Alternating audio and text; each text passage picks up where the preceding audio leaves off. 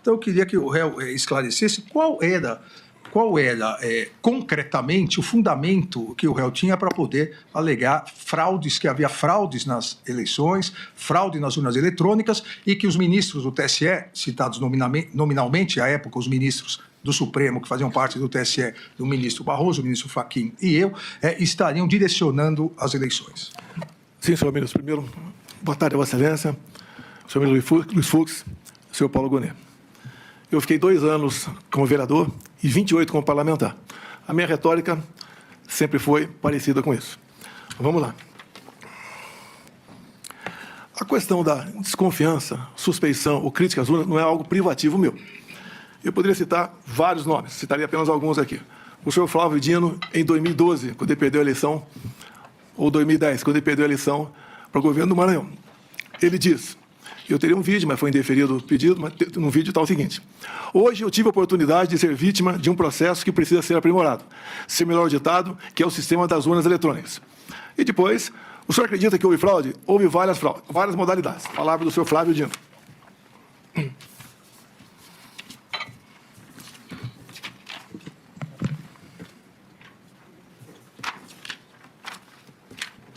Depois também, curiosamente, uma outra inserção no horário eleitoral gratuito do senhor Carlos Lupe. Por que curiosamente? Foi ele que entrou com uma ação no TSE pela minha inelegibilidade, por crítica às urnas eletrônicas. Ele falava em fraude. Mas numa dessas inserções, aproximadamente 30 segundos, que até hoje está no Facebook dele, ele termina dizendo o seguinte: sem a impressão do voto, não há possibilidade de recontagem. Sem recontagem, a fraude impera. Repito a Vossa Excelência, até hoje isso está lá no Facebook do senhor Carlos Lupe. Eu batalhei muito na Câmara, desde 2012, pelo voto impresso. Consegui aprová-lo em 2015 para 2016.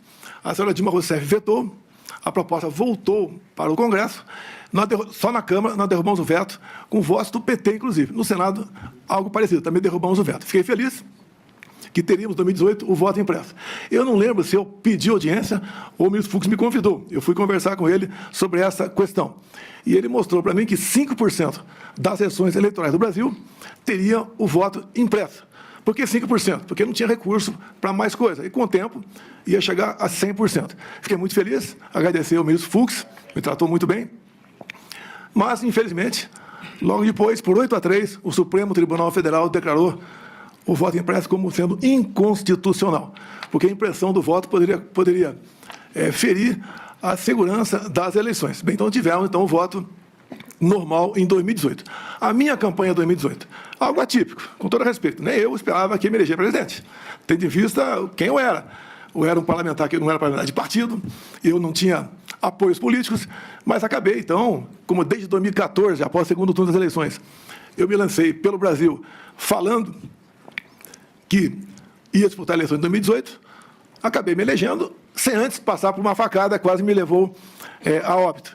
Me permite estender um pouquinho mais essa questão aqui. Pode ficar à vontade. Me elegi presidente, não tinha quem botar na presidência, poucos nomes tinha para botar na presidência, acabei montando o ministério, e nós aqui, com pessoas competentes, sem o critério político partidário para botar as pessoas lá, fizemos um ministério que é reconhecido por grande parte da população como um ministério excepcional. Fizemos muita coisa. Lei da Liberdade Econômica, o PIX, Água para o Nordeste, Bolsa Família, triplicamos seu valor, marcos, entre tantas outras coisas. A questão do armamento também, apesar de ser acusado de ser um armamentista visando a violência diminuiu quase 30% entre o governo anterior e o meu governo, tendo em vista a política de armamento. Bem, outra coisa importante também, onde comecei a criar inimizades cada vez maiores, desde o começo do meu mandato, foi na escolha de pessoas para compor aqui bancos oficiais estatais. Só falar de 2 estatais só. Porto de Santos dava um prejuízo de 500 milhões por ano, entreguei com lucro de 500 milhões. Então, esse 1 bi ia para algum lugar, para algum ralo, ganhei inimizades por aí. Uma outra, para ser mais rápido, Itaipu Binacional. Chegamos lá, botei o senhor Silvio Luna como presidente da estatal, e ao longo de 4 anos, nós reduzimos a tarifa em dólar de 45%, e uma empresa que era conhecida apenas por gerar energia, o que ela fez a mais? Fez a segunda ponte com o Paraguai, uma ponte de 470 metros de vão. Começamos a fazer a segunda ponte de Porto Mutinho. Alongamos em 600 metros o aeroporto de Foz do Iguaçu. Mais ainda, atendemos com pequenas obras de infraestrutura mais de 50 municípios no entorno da bacia. Asfaltamos a Transboiadeira 43 quilômetros. Fizemos o acesso aos aeroportos.